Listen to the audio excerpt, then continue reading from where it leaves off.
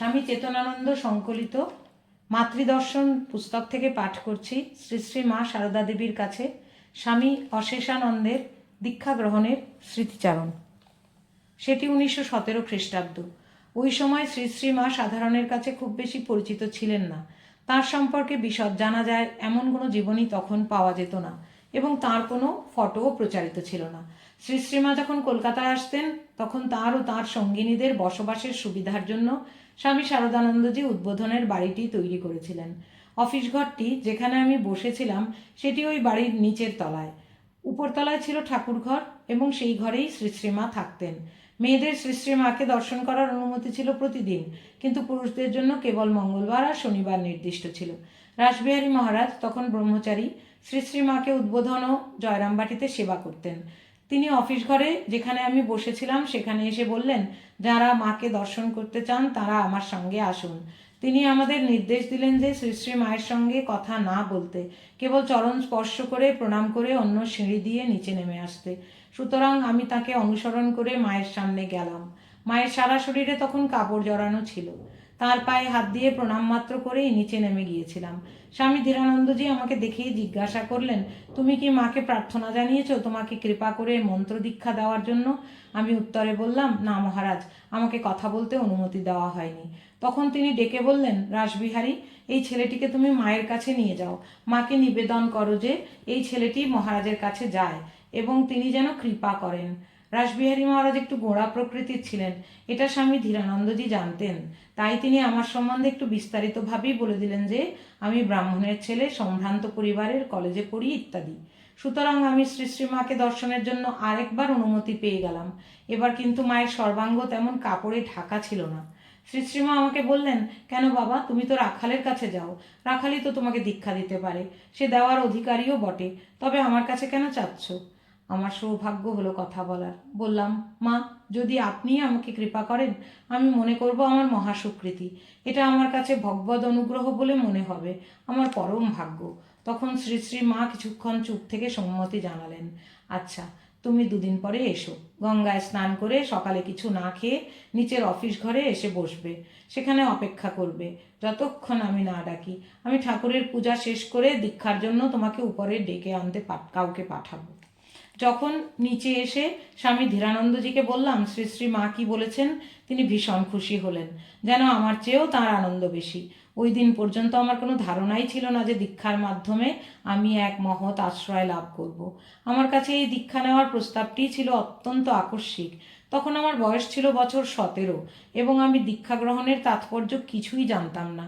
কিন্তু আমি এটা ঠিক বুঝে নিয়েছিলাম যে শ্রী শ্রীমা আমাকে অনুভব করাতে চেয়েছিলেন আমি অচেনা হলেও তিনি আমার খুব নিকটের, কত আপনার। সত্যি বলতে কি, তখনও পর্যন্ত আমি ভাবিনি যে শ্রী শ্রীমা স্বয়ং জগৎজননী। মায়ের স্বরূপ সম্বন্ধে স্বামী শারদানন্দজিই পরে আমার চোখ খুলে দিয়েছিলেন। শ্রী শ্রীমা যেন তাঁর সমস্ত শক্তি চেপে রাখতেন।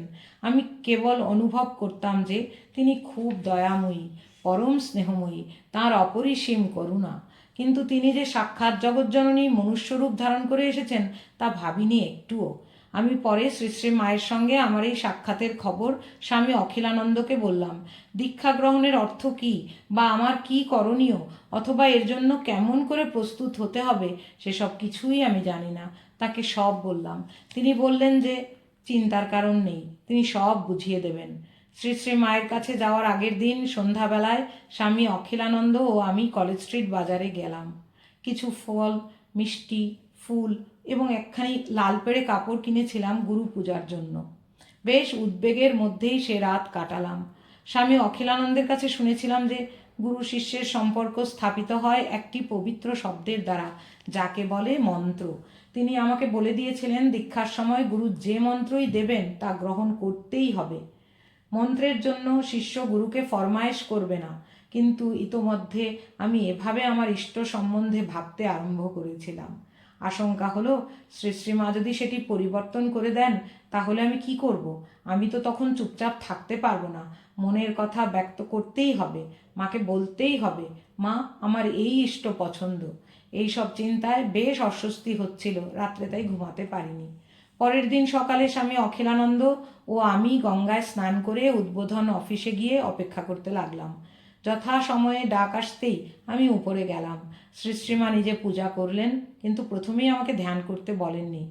তারপর তিনি আমাকে যেই মন্ত্র দিলেন, অমনি তা যেন আমার হৃদয় তন্ত্রীতে ঝংকার দিয়ে বেজে উঠল। সঙ্গে সঙ্গে আমার মনে হলো মা অবশ্যই দেবী, তিনি আমার মনের কথাটি জানেন।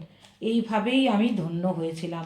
অতঃপর মা আমাকে জিজ্ঞাসা করলেন, তুমি এখানে প্রসাদ পাবে তো? আমি উত্তর দিয়েছিলাম, মা, আমি পুরো দিনের জন্য ছুটি নিয়ে আসিনি, কেবল একবেলার ছুটি নিয়ে এসেছি। সুতরাং শ্রী শ্রী মা আমাকে কিছু ফল ও মিষ্টি প্রসাদ হাতে দিলেন। আমিও নিচে নেমে এলাম। অনেকে প্রশ্ন করেন, এই দীক্ষা জিনিসটি কি? শ্রী শ্রী মা তাতে বলতেন, শিষ্যের জন্য আমার যা কিছু করণীয় আমি তা দীক্ষার সময় করে থাকি। যারা আমাদের মঠের প্রবীণ সাধুদের কাছে দীক্ষিত হয়েছেন তাদের সব সময় মনে রাখা উচিত যে মন্ত্রের মধ্যে গুরু শক্তি নিহিত থাকে। পুনঃ পুনঃ মন্ত্র জপের দ্বারা গুরুর সেই আধ্যাত্মিক রূপের প্রকাশ হয়। এটা আমাদের বিশ্বাস যে সদ্গুরু আমাদের যে মন্ত্র দেন তার শক্তি অমোঘ।